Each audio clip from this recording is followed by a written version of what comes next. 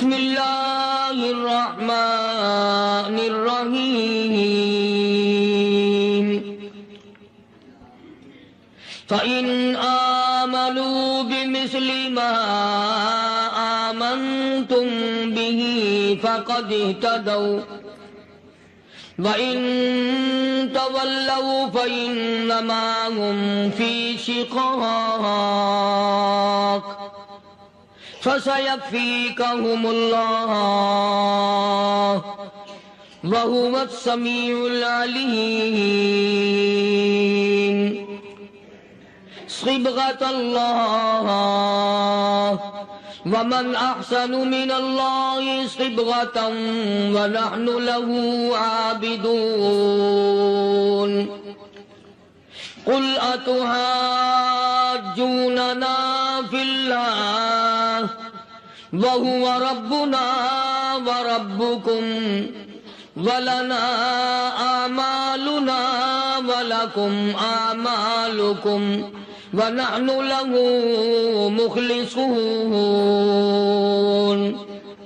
سبحان اللہ. صدق اللہ مولانا العلی العظیم وبلغنا رسوله النبی الکریم ونحن على ذلك لمن الشاہدین والشاکرین والحمد للہ رب العالمین. اللہم صل علی محمد وعلی آل محمد كما صليت على إبراهيم وعلى آل إبراهيم إنك حميد مجيد. اللهم بارك على محمد وعلى آل محمد كما باركت على إبراهيم وعلى آل ابراہیم انک حمید مجید. جمعے میں شہنشاہ کائنات مفخر موجودات سید المرسلین حضرت محمد کریم صلی اللہ علیہ وسلم کا آخری وقت وفات رسول عرض کیا تھا. اس ضمن میں نے یہ بات سمجھانے کی کوشش کی تھی کہ صحابہ کرام رضوان اللہ تعالی علیہ مجمعین کی جماعت کو کتنا بڑا دھچکا لگا، کتنا بڑا دکھ پہنچا، کتنی بڑی تکلیف پہنچی کہ اس ذات کو قبر میں جاتے دیکھا جس کے دیدار کے لیے سب کچھ اپنا ختم کر دیا تھا.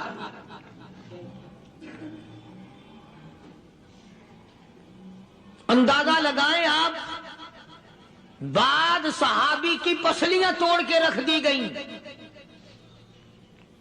اور جب اس کو کہا گیا کہ تھوڑا سا پانی پی لے، کہتا نہیں، جب تک میں آقا کا دیدار نہ کر لوں ایک گھونٹ پانی کا نہیں پی سکتا.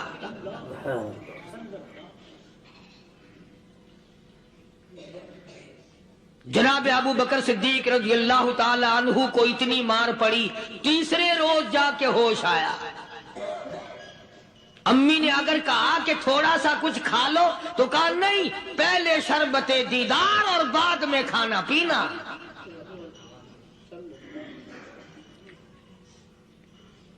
بے شمار صحابہ اکرام ہیں. اس لیے کہتا ہوں اندازہ لگا مدینہ منورہ میں کیا حال بنا ہوگا. سارے عرب میں، مسلمانوں میں، دینداروں میں، صحابہ کرام میں خبر پھیل گئی. کالی کملی والے نے اس دنیا کو جواب دے دیا اور یہ ثابت کر دیا آدم صفی اللہ نہ رہے، موسیٰ کلیم اللہ نہ رہے، اور ہم کیا رہیں گے جب رسول خدا نہ رہے. جب دنیا انہوں نے چھوڑ دی تو کون ہے جو یہاں بیٹھا رہے گا؟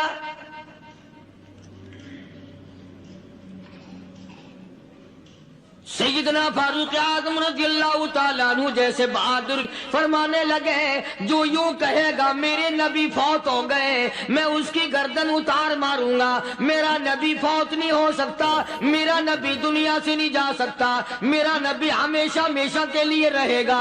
لیکن جناب ابو بکر صدیق نے قرآن کریم کی آیت سنا کر کے سمجھایا، فرمایا وما محمد الا رسول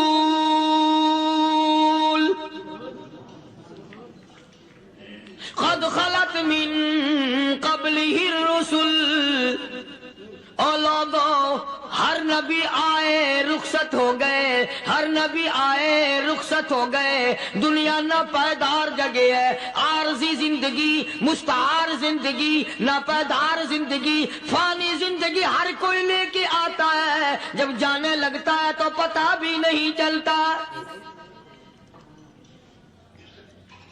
اس لیے مجذوب کہتا کہ سونے چاندی کی چمک بس دیکھنے کی بات ہے، سونے چاندی کی چمک بس دیکھنے کی بات ہے، اور 4 دن کی چاندنی پھر اندھیری رات ہے، قبر میں ہمیشہ اندھیرا رہے گا۔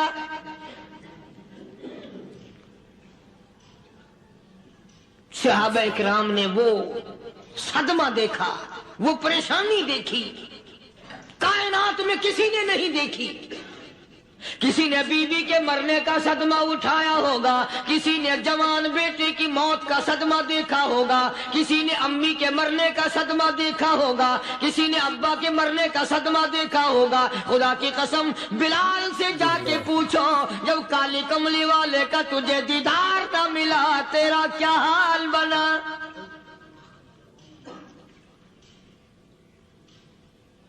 صحابہ اکرام نے وہ عشق نبھایا، کمال کر دیا۔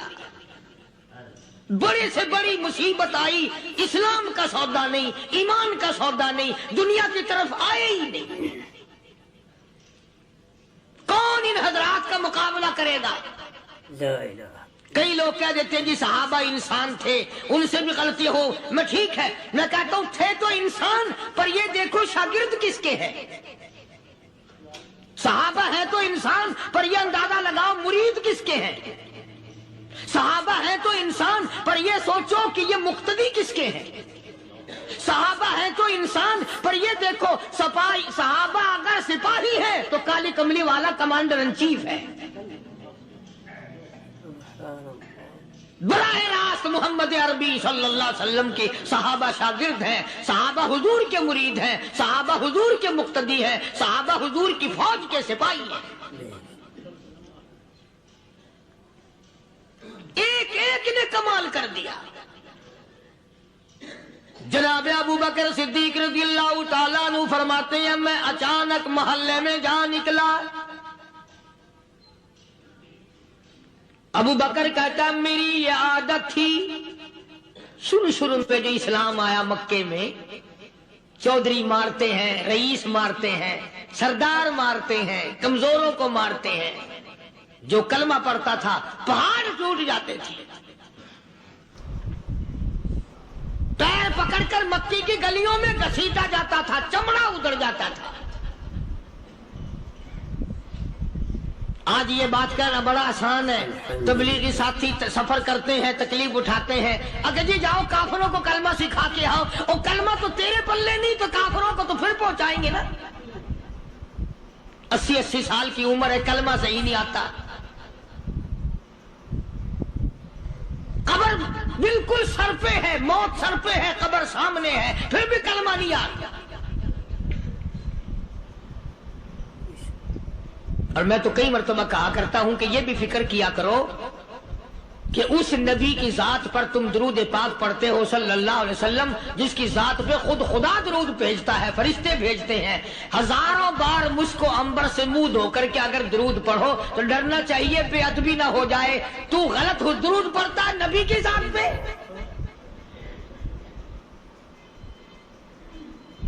اور اس کو صحیح کرنے کا فکر نہیں رکھتا۔ चुनाचे अबू बकर सिद्दीक रजी अल्लाह ताला अन्हु चक्कर लगाते लगाते एक मोहल्ले में जा निकले।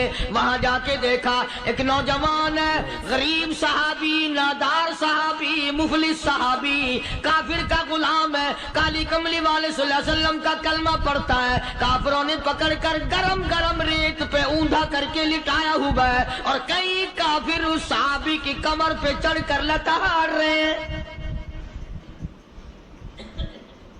उसकी कमर पे चढ़े हुए हैं। जनाब अबू बकर सिद्दीक रज़ी अल्लाह ताला अन्हु फरमाते हैं, मैंने दूर से देखा, मैं समझ गया कोई गरीब आदमी है। जब मैं करीब गया, फरमाते हैं मेरी आंख ने देखा अबू फकीहा सहाबी, मैंने पहचान लिया। कई आदमियों के लताड़ने की वजह से, कई आदमियों की कमर पे चढ़ जाने की वजह से अबू बकर कहता है इतनी लंबी अबू फकीहा की जुबान बाहर निकल आई, मुंह से जुबान बाहर लटकी हुई है, मार रहे हैं काफिर। जनाब अबू बकर सिद्दीक रज़ी अल्लाह ताला अन्हु ने फरमा दिया ना मारो, अल्लाह का बंदा है। वो कहने लगे बंदा तो अल्लाह का होगा, गुलाम हमारा, और कलमा उस नबी का पढ़ता है, हमारा गुलाम होकर कलमा पढ़ता है, क्यों? जब तक जान से न मर जाएगा हम छोड़ेंगे नहीं, हम इसे खत्म करके दम लेंगे। उस नबी का कलमा पढ़ता है, हमारे सामने पढ़ता है। जनाब अबू बकर सिद्दीक रज़ी अल्लाह ताला अन्हु ने मना कर दिया। मना करने में और ज्यादा मचर गए और ज्यादा खरमस्ती करने लगे। अबू बकर फरमाते हैं मैं बिल्कुल करीब खड़ा था, जालिमों ने अबू फकीहा की पसलियों पे, कमर पे छलांगे लगानी शुरू कर दी।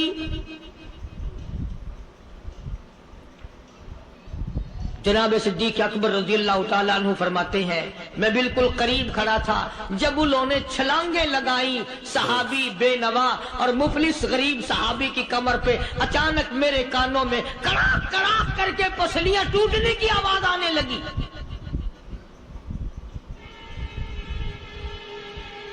मेरे से बर्दाश्त ना हुआ, मैं बर्दाश्त न कर सका।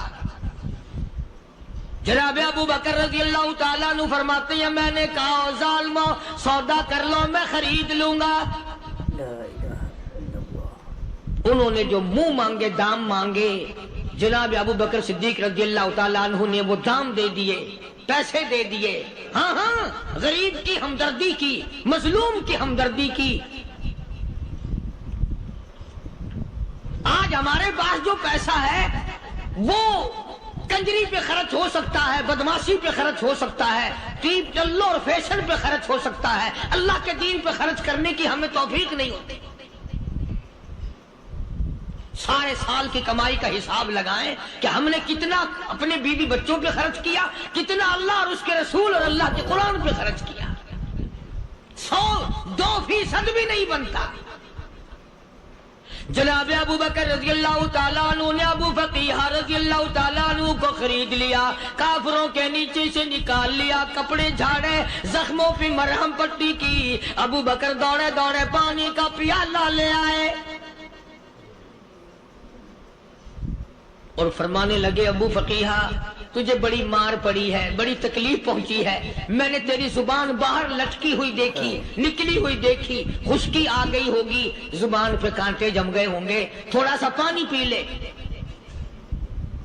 अबू फकीहा कहता अबू बकर तेरे एहसान का बदला खुदा देगा, तेरी मेहरबानियों का बदला खुदा देगा, मैं नहीं दे सकता। तूने पैसे खर्च करके मुझे आजाद कराया, मैं तुझे दुआ दे सकता हूँ। मैं गरीब हूँ, मैं नादार हूँ, मैं मुफलिस हूँ, मैं मिस्कीन हूँ, और अबू बकर तंग ना कर, मैं पानी पी नहीं सकता। क्या बात है, क्यों पानी नहीं पी सकता? कहने लगा अबू बकर तुझे क्या मालूम है, जिनकी वजह से मेरी पसलियां तोड़ दी गई, जिनकी वजह से मुझे मारा गया, जिनकी वजह से मुझे लताड़ा गया, जिनकी वजह से मेरी पसलियां तोड़ी गई, जिनकी वजह से मेरा ये हाल किया गया, जब तक मैं आका का दीदार ना कर लूं मैं पानी की बूंद पी नहीं सकता। مجھے پہلے شربت دیدار پینا ہے. میں نے سرکار مدینہ صلی اللہ علیہ وسلم کی زیارت پہلے کروں گا, پانی بعد میں پیوں گا. او ابو بقیہ, تجھے تو بڑی سخت مار پڑی ہے, تجھے تو بڑی تکلیف پہنچائی گئی ہے, میں تجھے حضور کے دربار میں لے کے چلوں گا, تو پانی تو پی لے. کہتا کوئی مجنون بتاتا ہے, کوئی کہتا ہے دیوانہ, کوئی مجنون بتاتا ہے, کوئی کہتا ہے دیوانہ. یہ تو مرض عشق احمد کا ہوا بیمار میں بھی ہوں. ابو بکر تجھے کیا معلوم ہے, مجھے عشق لگا ہوا ہے, مجھے سوز و گداز لگی ہوئی ہے. میں اپنے دل میں کسی کو بسائے بیٹھا ہوں, جب تک اس آقا کا دیدار نہ کر لوں مجھے چین نہیں آئے گا.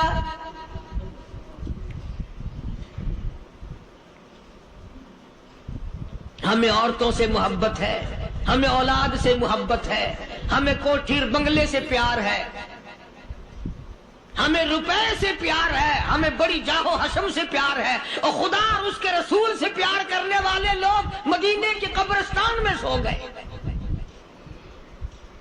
قرآن سے پیار کرنے والے لوگ, حضور کے درباری لوگ وہیں سو گئے. اندازہ لگاؤ, کوئی مار کھا کے اپنے ماں باپ کے پاس جائے گا, کوئی بھائی برادری میں جائے گا, کوئی تھانے میں رپورٹ لکھوانے جائے گا, کوئی اسپتال میں سرٹیفکیٹ لینے جائے گا, کوئی ڈاکٹری کرانے جائے گا. ابو فقیہ تم کتنے خوش نصیب ہو, امام الانبیاء کے دربار میں چلے ہو.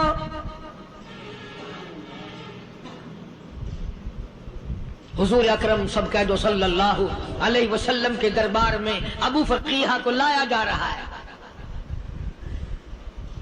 علماء نے لکھا ہے کہ جب ابو فقیہ حضرت کے دربار میں پہنچے تو خبر تو پہلے تھی نا کہ بڑی مار پڑی ہے. رحمت کائنات نے اٹھ کر سینے سے لگا لیا,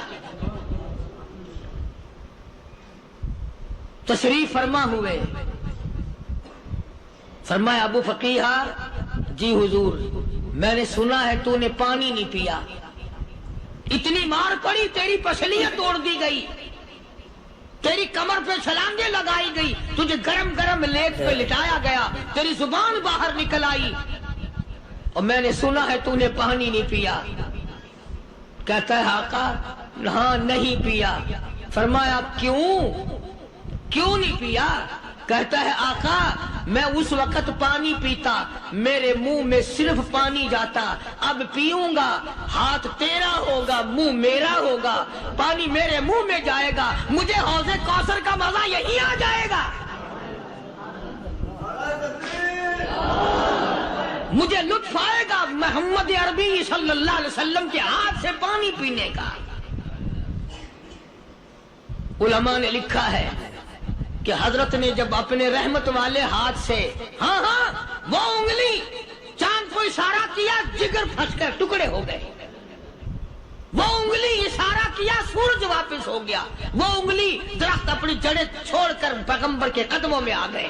وہ انگلی جن میں کنکر پہاڑ کے لیے تو کلمہ پڑھنا شروع کر دیا. وہ انگلی اونٹ کی طرف کی تو بول پڑا. وہ انگلی چڑیا سامنے آئی تو انہوں نے شکایت کر دی. وہ انگلی جن کو دیکھ کر کے بیت اللہ پھر گیا.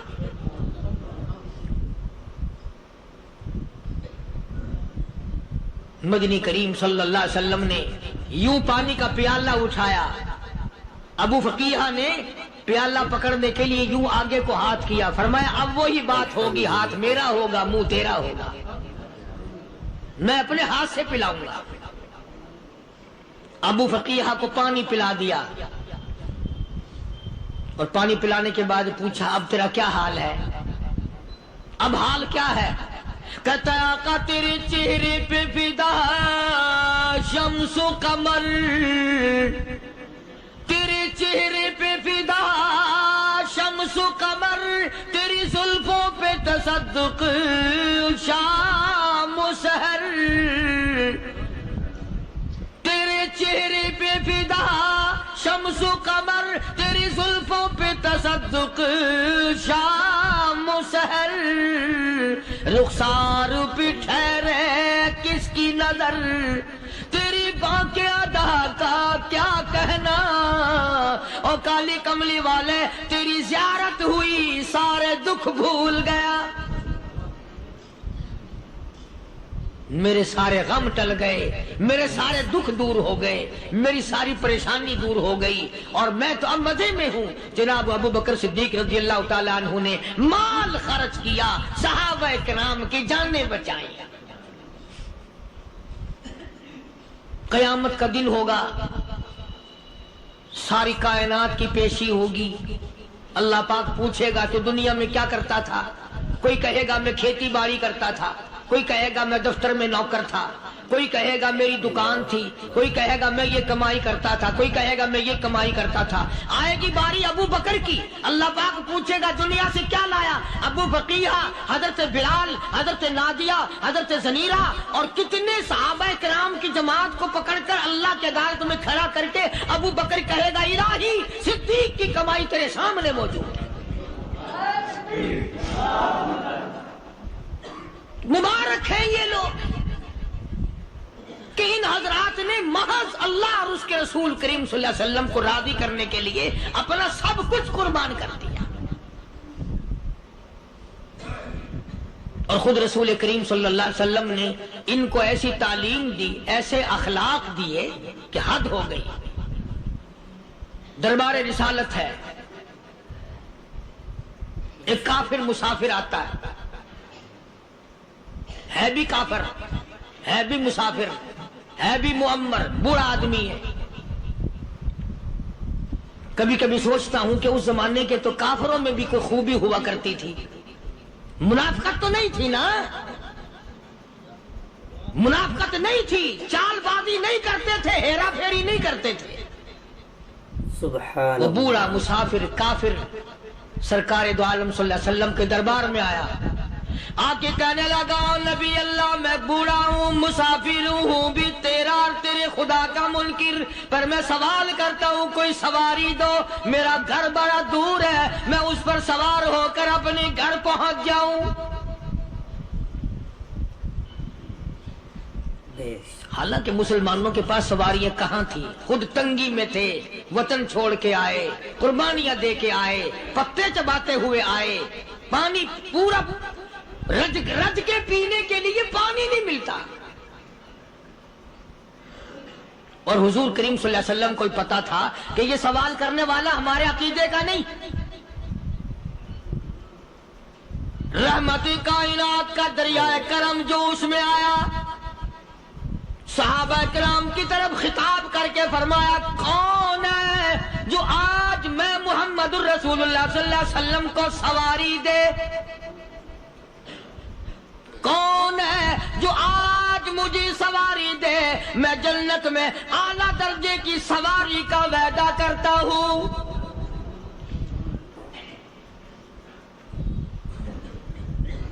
حضرت عبادہ بن ثابت رضی اللہ تعالیٰ عنہ صحابے اٹھے اور اپنی ڈاچی، اپنی اونٹنی حضور کے ہاتھ میں پکڑا دی، اور حضور نے اس مسافر کو دے دی کہ لے بھائی سواری تجھے مل گئی۔ اب وہ مسافر جو تھا بوڑھا، وہ کہنے لگا جی میرے پاس کپڑا بھی نہیں ہے، اب تم جیسا اگر کوئی سیٹ ہوتا نا آنکھیں نکالتا کہ ہم نے تیرے لیے یہاں کو ٹیکسٹائل مل چلا رکھے، سواری مل گئی تو اور آگے کو چل گیا، راستہ پکڑا پڑا جا۔ خدا جانے دھکے دیتے، خدا جانے مکے مارتے، خدا جانے کتنی باتیں بناتے۔ امام الانبیاء محبوب کبریا حضرت محمد مصطفیٰ صلی اللہ تعالی علیہ وسلم پھر کھڑے ہو گئے، صحابہ کرام کو خطاب کر کے فرمایا کون ہے جو آج مجھے کپڑا دے، کل میں جنت میں اعلیٰ درجے کی پوشاک اور لباس جوڑوں کا وعدہ کرتا ہوں۔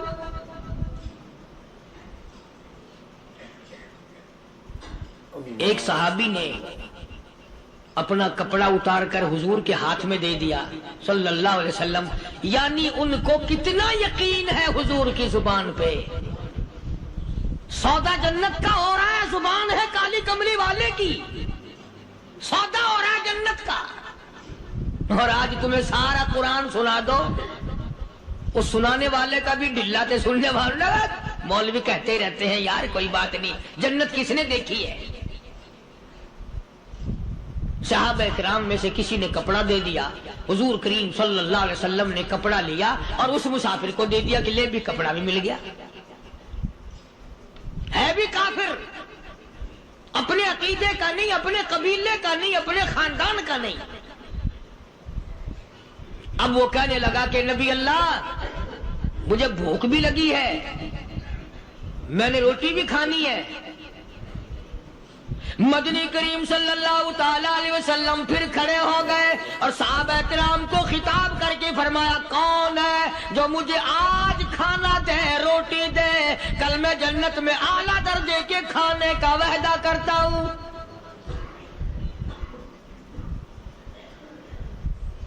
اس سوال کا جواب پورے مجمع میں سے نہ ملا۔ یوں لکھا علماء نے 300 صحابہ کا مجمع بیٹھا ہوا تھا۔ فاقہ ہو 300 صحابہ کا بھی فاقہ، کالی کملی والے کا بھی فاقہ، 3 دن سے کچھ نہیں کھایا، کچھ نہیں ملا، کوئی جواب نہ ملا، صحابہ کرام کی جماعت خاموش رہ گئی۔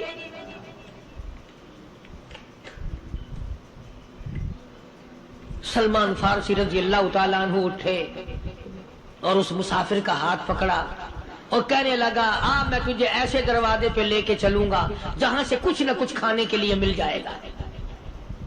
آیا ہے سلمان فارسی مسافر کو لے کر خاتون جنت سیدہ فاطمہ الزہرا رضی اللہ تعالیٰ عنہا کے دروازے پہ اور آواز لگائی یا اہل بیت رسول اللہ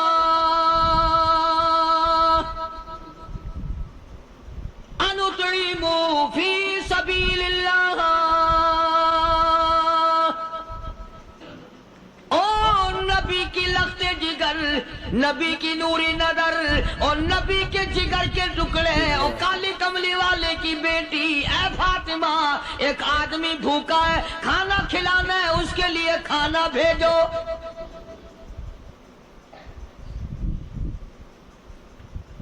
اندر سے آواز آتی ہے اور رونے کیسی آواز میں جواب ملا، سیدنا حسن سیدنا حسین رضی اللہ تعالیٰ عنہما، ان کی شکلیں دیکھو، 4 دن کے فاقے نے بچوں کی شکل بگاڑ دی۔ پیغمبر کے نواسوں کا فاقہ، پیغمبر کا نواسا، پیغمبر کی بیٹی کا فاقہ، تمام مسلمان فاقے سے ہیں، کوئی گلہ نہیں کرتا، کوئی شکایت نہیں کرتا، کوئی اعتراض نہیں کرتا۔ اسی حالت میں اگر جنگ بھی ہو جائے تو صحابہ پھر بھی پیچھے رہنے کو تیار ہیں۔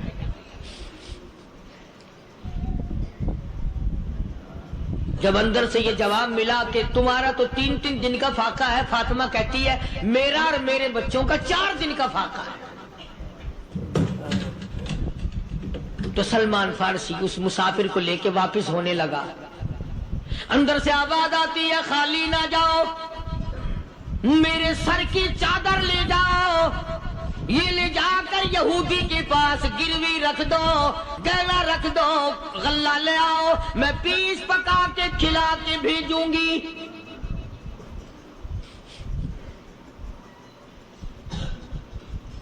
کہاں آج ایسے سخی عورت ہیں، کہاں ایسے سخی مرد ہیں؟ مسافر کو کون کھلائے، دین پر خرچ کون کرے؟ کسی طالب علموں کو، عام میں سے اکثریت ایسے لوگوں کی ہے جنہوں نے ساری عمر میں، سارے سال میں کبھی ایک قرآن پڑھنے والے طالب علم کو روٹی نہیں کھلائی، اور پھر یہ کبھی نہیں سوچا کہ میں آخر کما رہا ہوں تو کیا کر رہا ہوں۔ بس شیطان یوں کہہ دیتا ہے یہ تو بڑے بڑے امیروں کا کام ہے، تو غریب آدمی ہے، تیرے بس کا یہ کہاں کام ہے؟ یہ تو بڑے بڑے امیروں کا کام ہے طالب علموں کو، مسافروں کو کھانا کھلانا۔ کل قیامت میں اگر اللہ نے یہ فرما دیا کہ جنت تو میں نے امیروں کے لیے بنائی ہے، تو مزدور ہے، بھاگ یہاں سے، پھر کیا بنے گا؟ مولانا مظفر حسین صاحب کاندھلی سب کہہ دو رحمت اللہ علیہ، بہت بڑے بزرگ گزرے ہیں، ہمارے اکابر میں سے ہیں۔ کاندھلی کاندھلا ایک قصبہ ہے جس نے بڑے بڑے ولی پیدا کیے ہیں. مولانا مظفر حسین صاحب کاندھلی، مولانا الہی بخش صاحب کاندھلی، مولانا محمد زکریا صاحب شیخ الحدیث رحمت اللہ علیہ کاندھلے کے، مولانا محمد الیاس صاحب دہلوی رحمت اللہ علیہ امیر تبلیغی جماعت کے ایجاد کرنے والے، شروع فرمانے والے، یہ بھی کاندھلے کے ہیں. تو یہ سارے بزرگ اس قصبہ کاندھلے کے ہیں.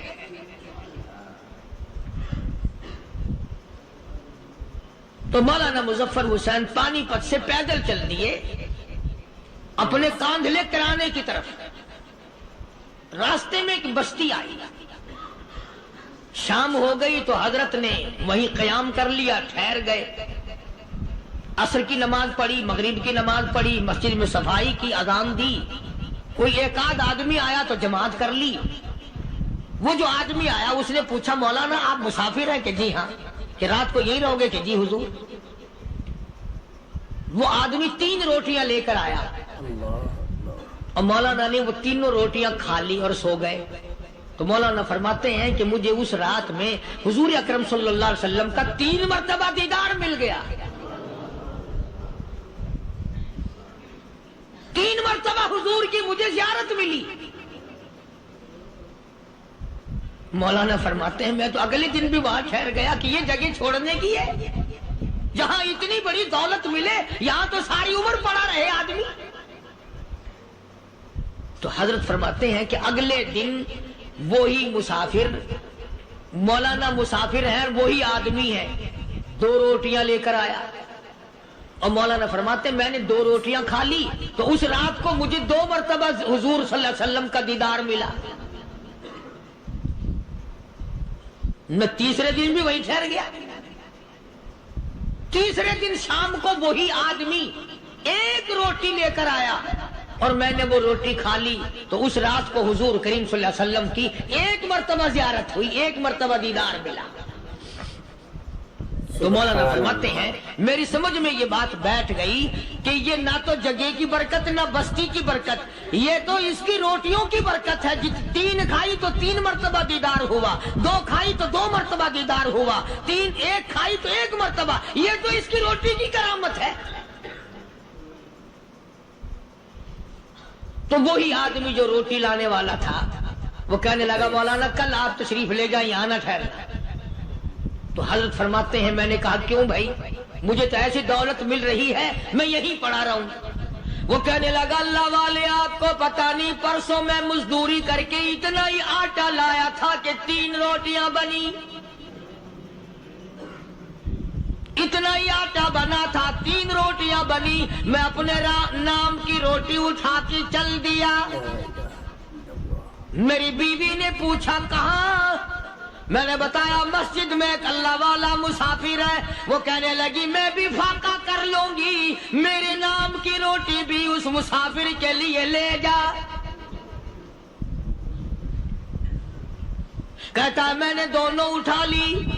تیسری روٹی ایک بچہ ہمارا اس کے لیے چھوڑ دی. وہ بچہ کہنے لگا اچھا ماں باپ جنت میں جائیں، بیٹا کدھر رہے گا؟ میں بھی فاقہ کروں گا، میرے نام کی بھی لے جا.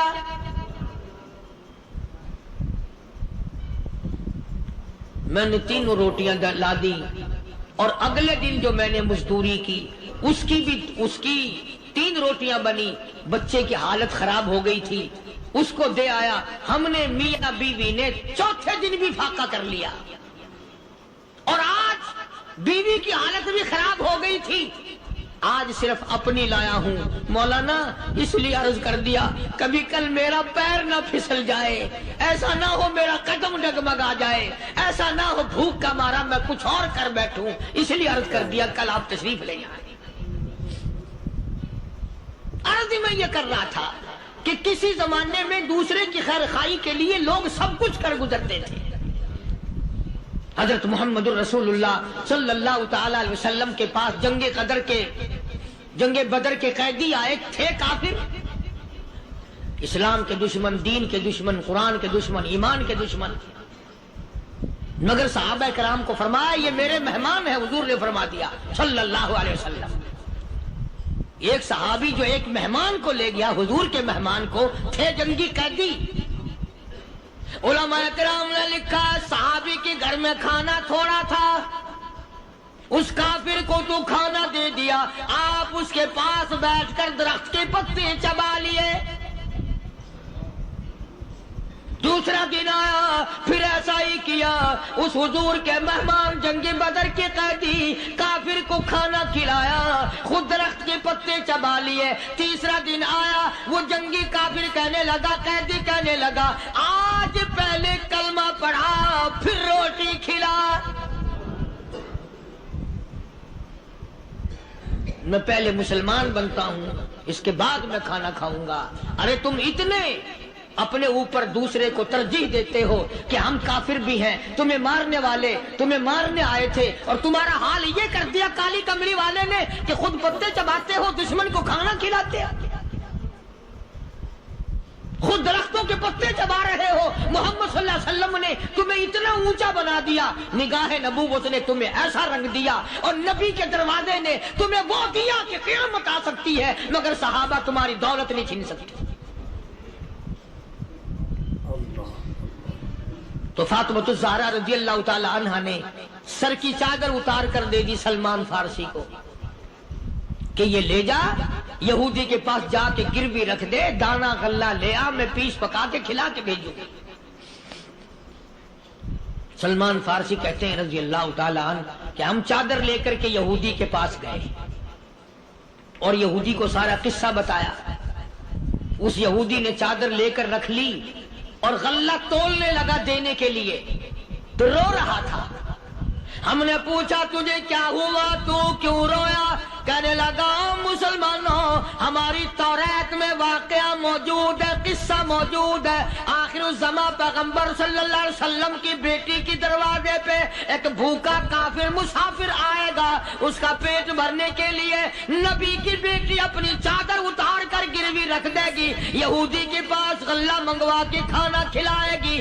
آج توریت کی بات سچی ہو گئی، چادر آئی رکھی ہے، میں وہ یہودی ہوں۔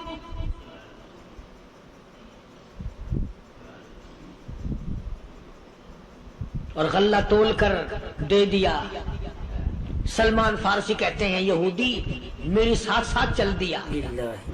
خاتون جنت سیدہ فاطمہ الزہرا رضی اللہ تعالی عنہا کے دروازے پہ آیا، اور جب ہم نے غلہ دے دیا، چادر بھی اندر یہودی نے پہنچا دی کہ میں چادر بھی واپس دینے آیا ہوں، اور سلمان کو کہنے لگا اب دیر نہ لگا، دیر نہ کر، کیوں؟ میری توریت نے تصدیق کر دی کہ یہ نبی برحق ہے، اب ایسا نہ ہو میرا دم نکل جائے، میں کفر پہ مر جاؤں، جلدی کر، مجھے سرکار کے دربار میں لے چل، میں مسلمان بنتا ہوں۔ اور اسی کو جا کے کہنے لگا تیری صورت، تیری سیرت، تیرا نقشہ، تیرا جلوہ، تیری صورت، تیری سیرت، تیرا نقشہ، تیرا جلوہ، تبسم گفتگو بندہ نوازی، خندہ پیشانی، او کالی کملی والے میرا دل ہو، تیرا گھر ہو، تیرا در ہو، میرا سر ہو، تمنا مختصر سی ہے مگر تمہید گولانی۔ یہودی نے ضد نہیں کی۔ آج کا مسلمان کہلانے والا ضد کرتا ہے، ضد میں مارا جاتا ہے، ہائے ہم یوں ہیں اور یہ یوں ہے۔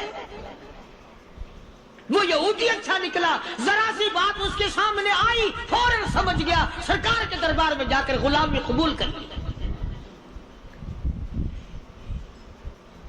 بے شمار صحابہ کرام ہیں جنہوں نے اللہ کی راہ میں وہ دکھ اٹھائے، وہ پریشانیاں جھیلی۔